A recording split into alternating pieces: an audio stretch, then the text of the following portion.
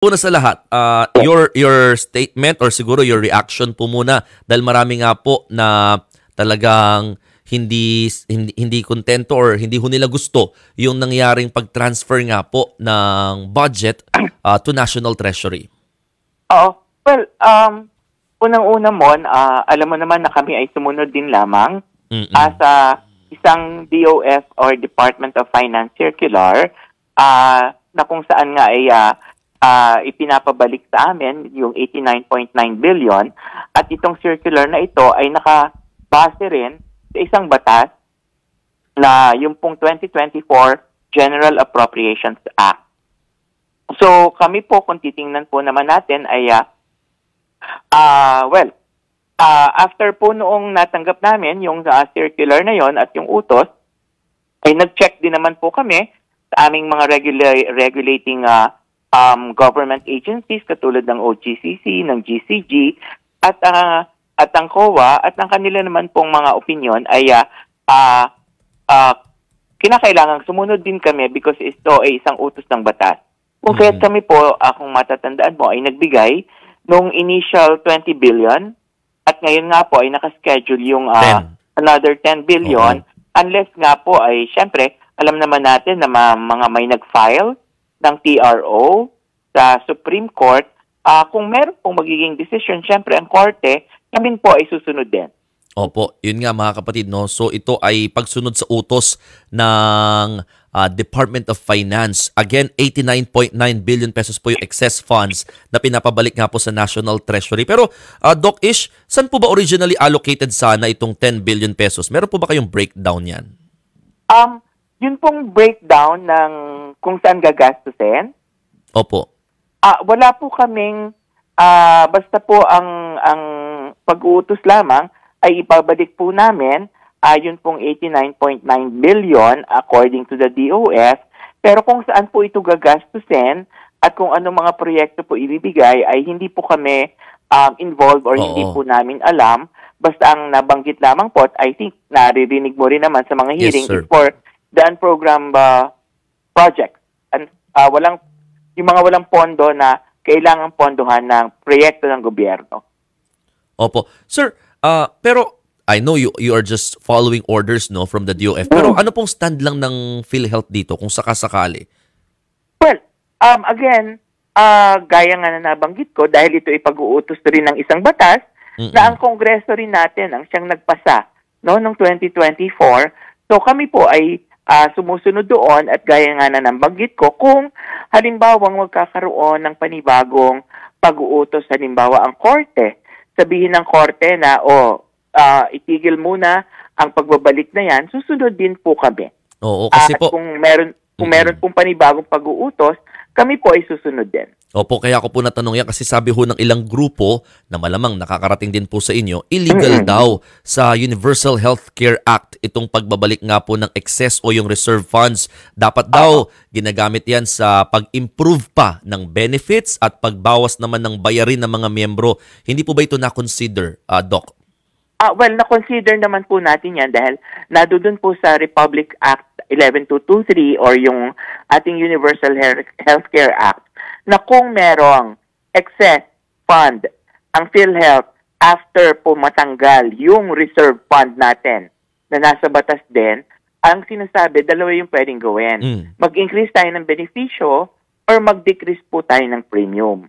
Now, ito pong nangyayari sa ngayon, ang pinanggagalingan po nito ay pagsunod din sa isa pa ring batas na ipinasa ng Kongreso ng 2024 kung kaya't yun din po ang pinanggagalingan ng Department of Finance at kami naman po bilang isang ahensya na kung saan kami naman ang kinukuhanan ng pera ay sumusunod din lamang dito sa pag-uutos na ito. Now, alam mo naman na nadoon na sa court ngayon and I think it is the court who will actually be the final arbiter with regards to the legality of the issue. Oo, kasi nga syempre yan. Dalawang dalawang batas yung naging parang consideration so dito mga kapatid. Oo.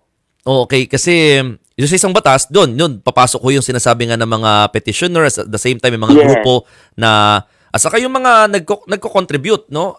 The individual members kasi syempre parang kami nag-contribute niyan, Doc. Bakit naman babalik ninyo? Imbis na sana ma-improve sa amin. So, bakit naging ganun yung yung naging weighing natin sa ganitong issue? So, sa kabila ho ng pagbabalik ho ng pondong yan, ano pong assurance naman ng PhilHealth? Kasi nga, marami ho sa mga kababayan natin, Doc Ish, na concerned na sana nga ginamit na lang ibabalik na pondo. Ito, may mga nababasa ko kami sa comments na para wala na daw silang bayaran at all na contribution o magkaroon daw ng dagdag na mga benepisyo. Are they expecting those kinds of additional benefits if ever? Yes. Well, Mon, alam mo naman, even before nagkaroon ng ganitong issue na pagbabalik nga nung sinasabing excess funds, ang PhilHealth po ay nagsimula ng magpalawak ng kanyang mga benepisyo in response doon nga po sa mga request ng ating mga members. Alam mo, noong 2023, kami po ay nagsimula ng magpalawak ng benepisyo noon at yun po ay sinimulan natin doon sa ating pulmonya na karamihan ng ating mga Pinoy ay nagkakaroon at yun pong stroke. Yun pong pulmonya natin, from the amount of 38,000, ginawa na po natin itong 90,000. So napakalaking tulong po para sa ating mga miyembro nagkakaroon ng severe pneumonia. Ganon din po yung ating stroke. Yun pong ischemic stroke na dati ay 28,000, ngayon po ay 76,000 na siya. Tapos yun pong ating hemorrhagic stroke na dati ay 38,000, ngayon po nung 2023, itinaasa natin siya to 80,000. Noon din pong 2023, ito naman ay dulot na rin nung pagkakaroon natin ng pandemya, naglabas na rin po tayo ng mental health package to cover for those na nagkaroon ng kaunting epekto sa mental health because or brought about by the pandemya. And in 2024, kami po ay nagsimula ng mag-expand para naman sa bronchial asthma at saka doon sa mga infection sa mga bata. And in February of 2024, yun pong halos lahat, nung 9,000 case rates natin, ay in-increase po namin across the board ng 30%. So, pagkatapos po nun, that was February. Tapos nun pong May, kung matatandaan mo, naging malaking issue rin yung pag-i-increase namin ng dialysis from 2,600 to 4,000 peso package.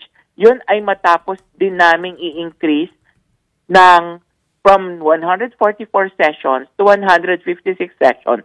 Ibig sabihin, lahat na po buong taon ng session ay makukuha na or makakagamit na ng PhilHealth benefit. And bago matapos ang taon, Mon, tayo po ay maglalabas ng panibagong pinalawak na benepisyo para sa dengue. Alam mo naman, mandami tayong kaso ng dengue ngayon. Ganun din po sa yung isang pamamaraan pa rin ng dialysis, yung peritoneal dialysis. Yun din pong katarata ay i-expand din po natin. Ganun din po yung ating, in-announce ng Presidente yung ating breast cancer from 100,000 to 1.4 million. And bago ang matapos ang taon, ay i-expand din po natin yung ating benepisyo para sa chemotherapy ng mga iba pang cancer katulad ng lung, liver, prostate, and cervix. And bago po matapos ang taon, siguro ay mailalabas na rin natin yung bagong benepisyo natin para sa may mga nag-undergo ng kidney transplantation. Pero ang isang maganda rin dito, Mon, is hindi lang po yung inpatient ang pinapaayos natin at pinapalawak. Because kami ay mandato rin ng Universal Healthcare Act na dapat ay magkaroon ng comprehensive outpatient benefit package. So kung matatandaan mo, yung tinatawag naming programang konsulta, yun po yung ating primary care benefit package, ina-expand po natin siya. So ngayong taong ito, yung pong 13 na libre na laboratorio at diagnostic na kasama sa konsulta, naging 15 na po. Kasi isinama na natin ang mammography and ultrasound. Tapos yun pong 21 drugs na libre para sa primary care konsulta, bago po matapos ang taon, i-increase natin ito to 53 drugs na libreng makukuha para sa primary care. So, patuloy po yung ating pagpapalawak ng ating benepisyo. Bago pa man tayo nagbalik ng pera, At kahit ngayong nagbabalik tayo ng pera, maaasahan ng ating mga miyembro na patuloy pa rin po ang pagpapalawak at paglalabas natin ng mga bagong benepisyo. So hindi maapektuhan yung mga benepisyo dito sa pagbabalik nga ng pondo sa National Treasury. Ito, Doc, panghuli na lamang po kasi Yes, napaulat din na ginamit daw yung binalik na pondo para sa hindi nga nababayaran pa rin mga health emergency allowance o yung HEA para sa mga healthcare workers mula pa nung pandemya. So, ito ba ay confirmed na? Makukumpirma ho ba natin ito? At saka, tama lang po ba na gamitin yung fund for HEA? Well, hindi ko po confirm, but according to the news, ay doon nga daw po ito napabigay o doon nga daw po ito nagamit. Well, unang-una, kung saan po gagamitin yung ating ibinalik na pera would actually depend on the purpose. At yun nga pong nasa purpose ng batas ay para doon sa mga unprogrammed funds. No? But siguro ay mas nararapat din nga mon, ito'y pang sarili ko lamang na opinion, kung kailangan or kung talagang patuloy na ibabalik yung pera, ay siguro ay mas maganda na talagang ito ay gamitin doon sa mga programa pa rin na pangkalusugan na ang sinasabi ay wala pa ring pondo or hindi na pondohan para naman po talagang una, mapanatili natin ang kalusugan ng ating mamamayan kasi yun din naman ang mandato ng ating universal healthcare. Maraming salamat po sa inyong oras, Doc Ish, at magandang umaga. Thank you rin, Mon. And siguro, paglabas namin ng mga bagong benepisyo ngayong taong ito, ay siguro po ay kami ay magbabalita rin sa inyo para po matulungan nyo kami ng pagpapalawak ng impormasyon. Para malaman Salamat. Good morning. Para malaman ho ng ating mga kababayan, ano pa ba yung mga benefits na pwede nilang mapakinabangan mula po sa PhilHealth.